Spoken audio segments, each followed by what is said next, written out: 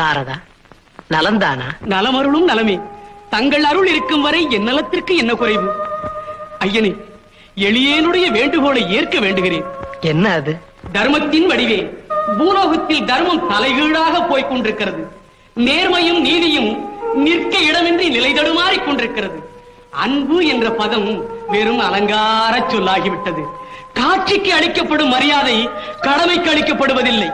பொய்யான விளம்பரத்திற்கு கிடைக்கும் புகழும் போற்றுதலும் மெய்யான உழைப்புக்கு இல்லை.